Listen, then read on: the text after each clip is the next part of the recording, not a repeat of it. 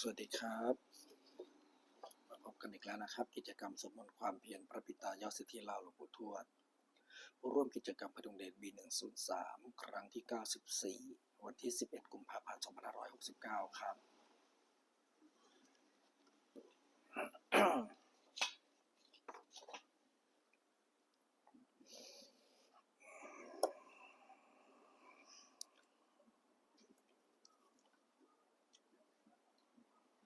บัดนี้เป็นครั้งที่ 94 ตรงกับวันที่ 11 เดือนกุมภาพันธ์ ปีพุทธศักราช 2569 ข้าพเจ้าสิบเอกพดุงเดชบุญสวัสดิ์ขอเปล่งวาจาสาธยายพุทธมนต์ถวายเป็นพุทธบูชาธรรมบูชาสังฆบูชาและเป็นอาจาริยบูชาในองค์พระขวมปฏิเทระเจ้าองค์หลวงปู่สำเร็จหลวงปู่บุญเดชหลวงปู่ศิลาตลอดทั้งครูบาอาจารย์ผู้เป็นเจ้าของวิชาจินดามณีขอเทพเทวดาเจ้าทั้งหลายโปรดจงมาอนุโมทนาในการสวดสาธยายของข้าพเจ้านี้ขออนุภาพคุณพระรัตนตรัยครูบาอาจารย์และเทพเทวดาทั้งหลายโปรดบันดาลให้จิตของข้าพเจ้าเป็นสมาธิควรแก่การสวดสาธยายมนต์ต่อไป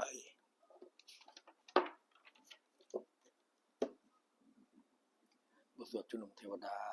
สมันตาจักรวาลเลสุตราจัตุเทวตาสัทธมังมุนิราชสสุนันตุสกโมคทังสังเกกเมจรุเปกิริสการตเตจลิเควิมาเนติเปรเตจคเมตรุวนาคาเนแกวัตุมหิเกเตภูมาจยันตุเทวาชลทลวิสเมจคขันธปนาคติทันตาสันติยังมุนิวรจนังสัทธบุเมสุนันตุธรรมสวนาคโลยัมพัทันตาธรรมสวนาคโลยัมพัทันตาธรรมสวนาคโลยัมพัทันตาบทสวดนมัครสติกถานโมตัสสะภะคะวะโตอะระหะโตสัมมาสัมพุทธัสสะนะโมตัสสะภะคะวะโตอะระหะโตสัมมาสัมพุทธัสสะนะโมตัสสะภะคะวะโตอะระหะโตสัมมาสัมพุทธัสสะบทสวดสัจจกริยคทานติเมสรนังอัญญังพุทโธเมสรนังวรังอิตินะสัจจวัชเชนะสุตเมหตุสัพพทานติเมสรนังอัญญังธัมโมเมสรนังวรังอิตินะสัจจวัชเชนะสุตเมหตุสัพพทานาติเมสรนังอัญญังสังโฆเมสรนังวรังอิตินะสัจจวัชเชนะสุตเมหตุสัพพทาบทสวดมหากรุณิโกนาโถเตียติกาคาถามหากรุณิโกนาโถอัฏฐายสุภปานิหนังปริตวะปารมิสัพพปโตสัมโพธิมุตตมังอิตินะสัจจวัชเชนะมาหุนตุสัพพุปัฏฐวามหากรุณิโกนาโถหิตายะสัพพปันนังปุริตวะปรมิสัพพปโตสัมโพธิมุตตมังอิตินะสัจจวัชเชนะมาหุนตุสัพพุปัฏฐวามหากรุณิโกนาโถสุขายะสัพพปันนังปุริตวะปรมิสัพพปโตสัมโพธิมุตตมังอิตินะสัจจวัชเชนะมาหุนตุสัพพุปัฏฐวา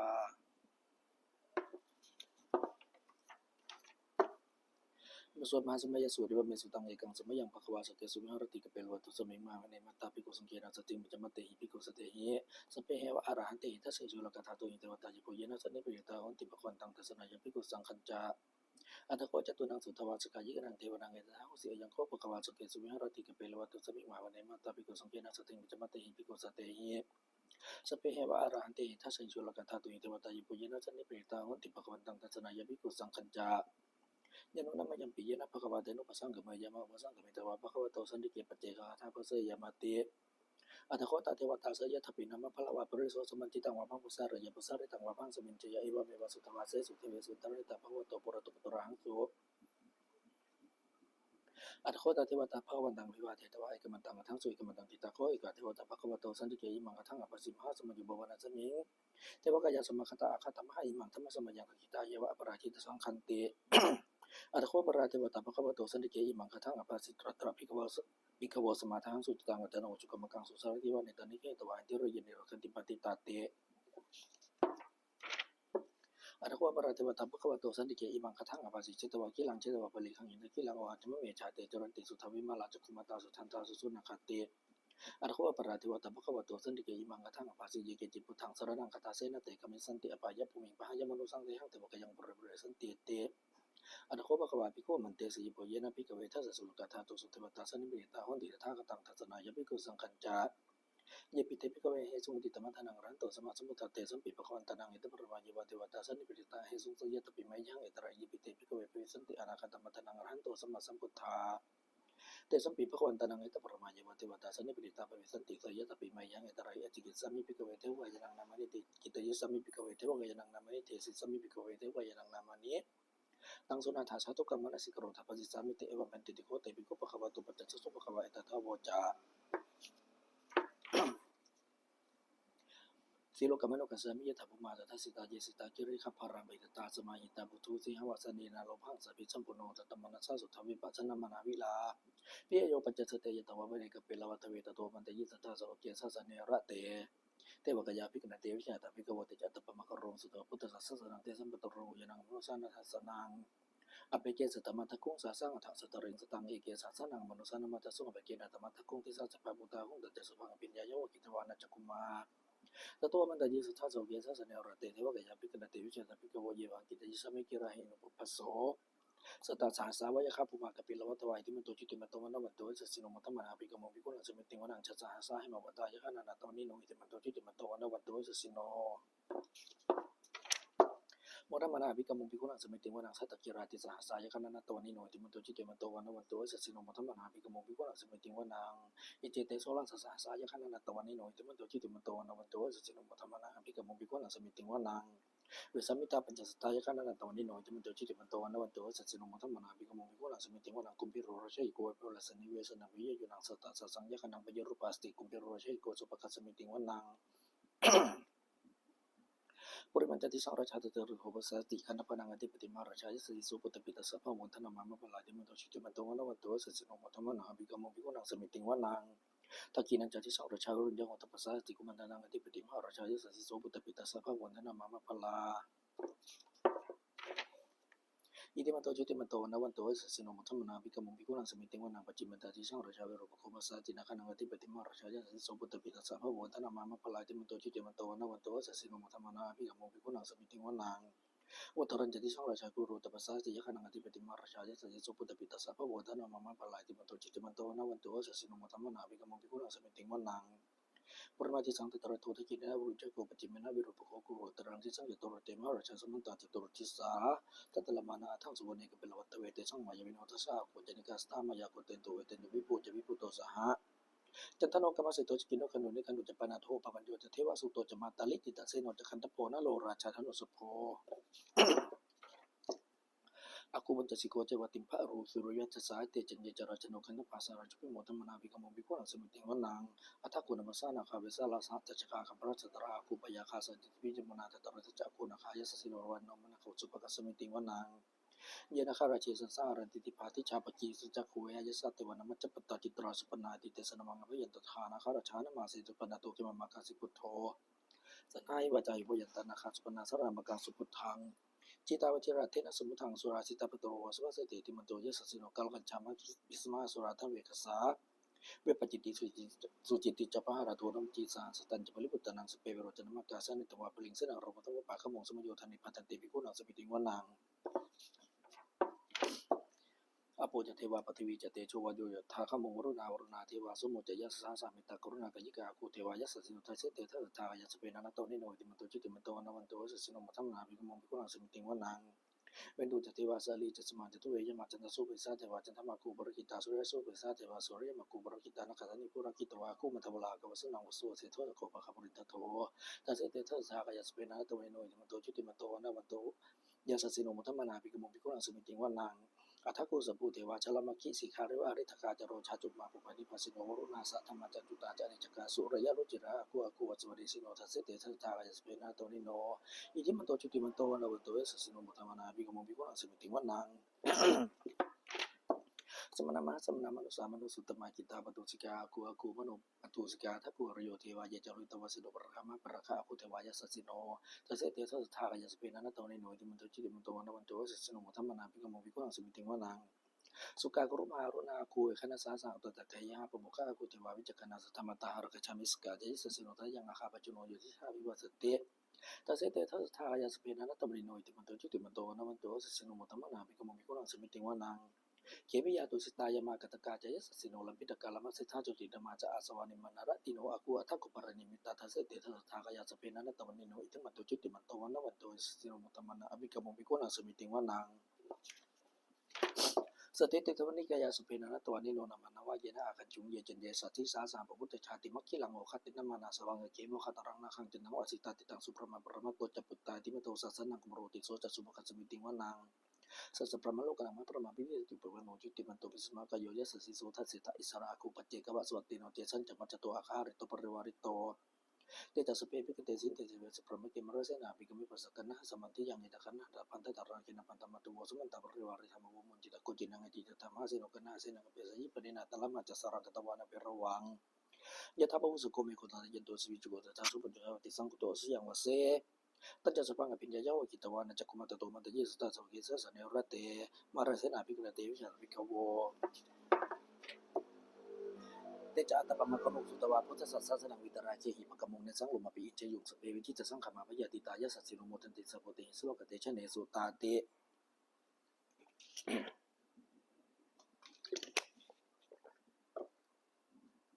บทสวดจุลชัยปกรณ์นโมเมพุทธเตชะสารัตนาตยธรรมิกาเจชาประสิทธิประสิทธิเทวานารายปรเมสุราสิทธิพรหมาจะอินตาจะจตุโลกาคัมภีรกาสมุทธาโปตงข้างข้าจะสัพพรหมชัยประสิทธิพระวันตุเตชยชัยธรณิธรณิอุตติอุตตินาทีนาทีชัยชัยขคลตลนิสัยนิไรไสเสนมิรุราชพลนรชีชัยคัมภีรสมพีนาเกณฑานาคีปิศาจปุตตกายลีชยตุนิมิตารุกิชยสิงคีสุธาธานมุขชาชยวรุณมุขสัตราชยจำปาทินาคโกละขันตุชยกัจจคนนตรงสุขรปุจงสิหพยคติปาชยวรุณมุขยตาจิตเสนาริปุณสุทินรดีชยสุขจีวิชยธรณีตะเลสธาสุชยธรณีสันติสธาชยมารารัญญภวะเกียชยวรุณยักเกีชยรักเสสุรปุจเตชา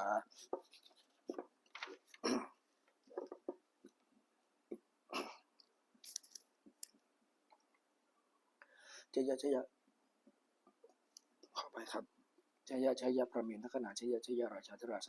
ชยปัตตวิงสุพังชยอรหันตาปัจจิกพุทธสว่างชยมเหสุโรหะโรหริเทวะชยพระมาสุรโกชยนาโครุณโกวิรุโกจติมารวิอินโทจะเวนะเตโยจะกุเวโรวรโนปิจะอคิวายโยจะปัจจุโนกุโรทตระตะโกทารสมาเทวาสิติตาภะสะอัตโยอิสิโนสโลกาสภาชยรโมภวันตุเตชยธรรมโมจะสังโฆจะทัสสะปะโรจะชยกังกิตาชยเตจินะชยสุติภวันตุเตเอเตนะพุทธเตชยโหตุเตชยมังคลังจะยุปิพุทธสัสริมโตยังมรสจะไปปิมาโตปราชโยโกสยังมุติมันเดปมุติตาเชียตถาปรมกนามิสิโนจะยุปิพุทธสัสริมโตยังมรสจะไปปิมาโตปราชโยโกสยังมุติมันเดปมุติตาเชียไทยตะคนามิสิโนจะโยปิพุทธสัสริมโตยังมรสจะไปปิมาโตปราชโยโกสยังมุติมันเดปมุติตาเชียตถาเนวคนามิสิโนจะยุปิพุทธสัสริมโตยังมรสจะไปปิมาโตปราชโยโกสยังมุติมันเดปมุติตาเชียทาสุปนคนามิสิโนจะยุปิพุทธศาสริมโตยังมรสจะไปปิมาโตปราชิโยโกสยามมุติมันเดปมุติตาเชียธานาคคณามะเหสิโนจะยุปิพุทธศาสริมโตยังมรสจะไปปิมาโตปราชิโยโกสยามมุติมันเดปมุติตาเชียธาสัพพมคณามิสนุจิยันโตพุติยามเลสกยันนังเทวตโนเอวังตวังวิจโยโหเชสุเชมังคเลปราชิตพลังเกเสปัทวิโปคะเรอภิเษกสมพุทธานังอคปโตปโมทเตสุนักตังสุมังคลังสุปภาตังสุติตังสุขโนสุมุตโตจะสุยิทังพระปัจจาริสุปตักกินังกายกัมมังวาจากัมมังปทักกินังมโนกัมมังปณิทิเตปทักกินานิกตวานลพันตเทปทักกิเน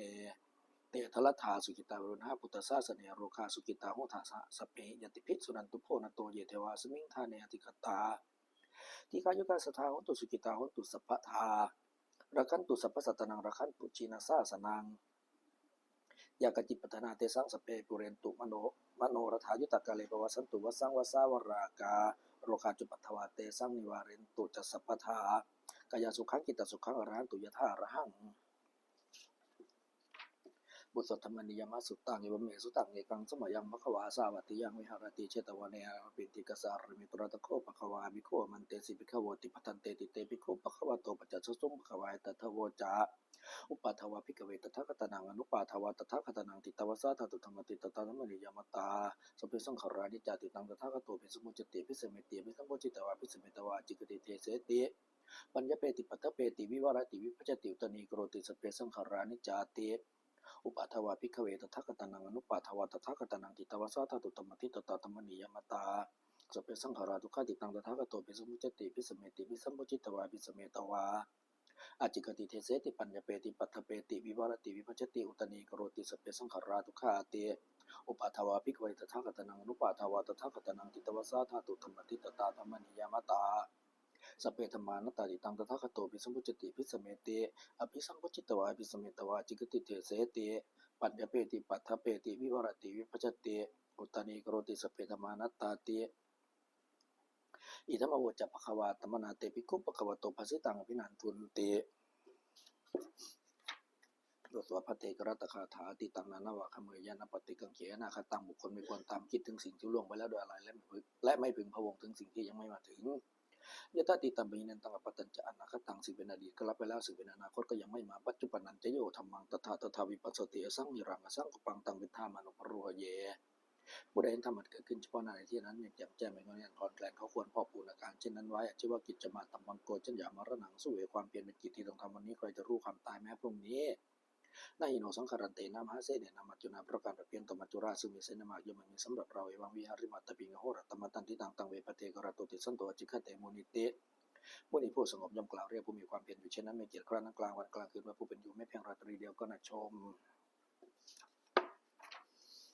บุตรธรรมะสังเวคัปปัจเจเวคณะสเปสังขารานิจจาสังขารร่างกายจิตใจและรูปธรรมนามธรรมทั้งหมดทั้งสิ้นมันมีเที่ยงเกิดขึ้นแล้วดับไปมีแล้วหายไปสเปสังขาราทุกขาสังขารร่างกายจิตใจและรูปธรรมนามธรรมทั้งหมดทั้งสิ้นมันเป็นทุกขันธ์ยากเพราะเราเกิดขึ้นแล้วแก่เจ็บตายไปสเปธรรมาอนัตตาสิ่งทั้งหลายทั้งปวงทั้งที่เป็นสังขารและไม่ใช่สังขารทั้งหมดทั้งสิ้นไม่ใช่ตัวไม่ใช่ตนไม่ควรถือว่าเราของเราว่าตัวตนของเรา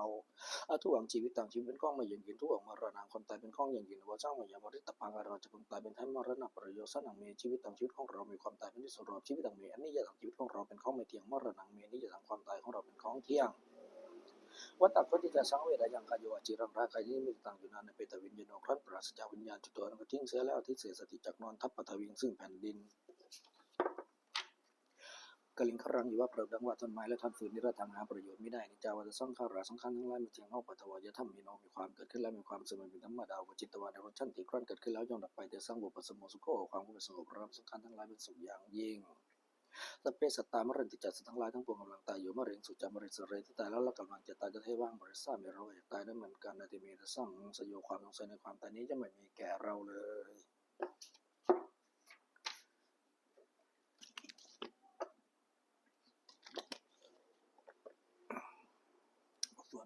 บทสวดเมตตาอย่างกินจิ